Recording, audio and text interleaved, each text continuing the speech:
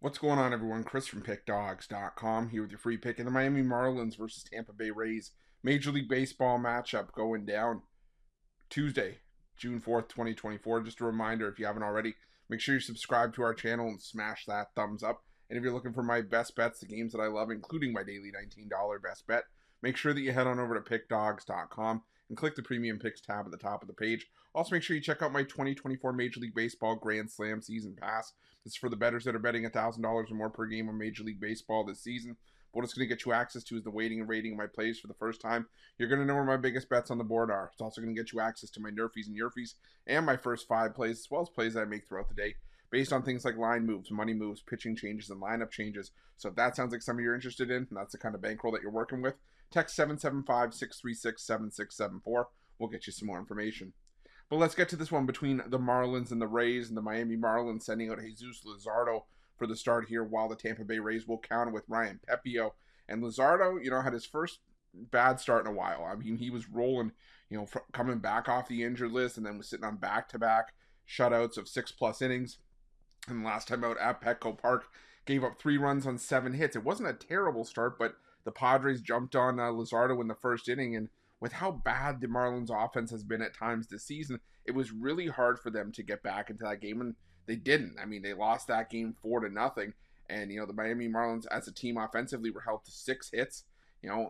Only one of those hits went for extra bases. It was a double from Josh Bell, but outside of that, it was a struggle for Miami, and it's the third time entering Monday's action where the Marlins have been shut out in the last 5 games. I mean, you look at their last 10, they've been held to 3 runs or less in 8 of their last 10 games. So the Miami Marlins offense is just not clicking right now, and it makes it hard to get behind the Marlins in that sense, as well as Luzardo pitches.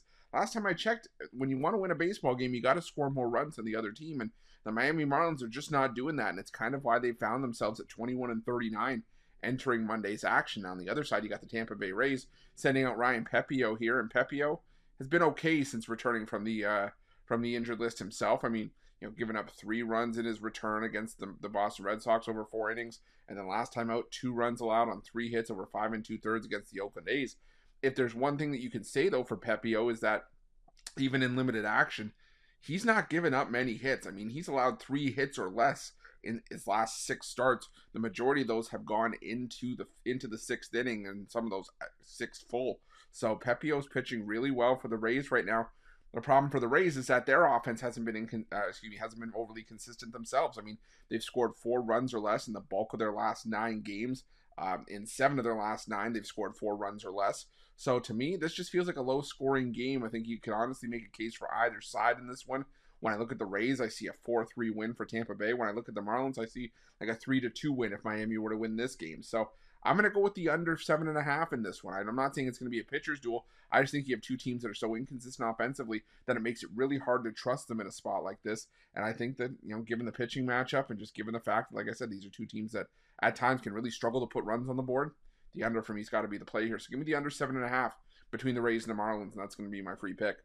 But just a reminder, if you haven't already, make sure you subscribe to our channel and smash that thumbs up. If you're looking for my best bets, you can find those at Pickdawgz Premium. While you're at Pickdawgz, check out our betting tools so you can have the best betting tools in your back pocket, the best betting tools in the business when you're making your best bets for the day's action. Thanks for watching. See you guys soon.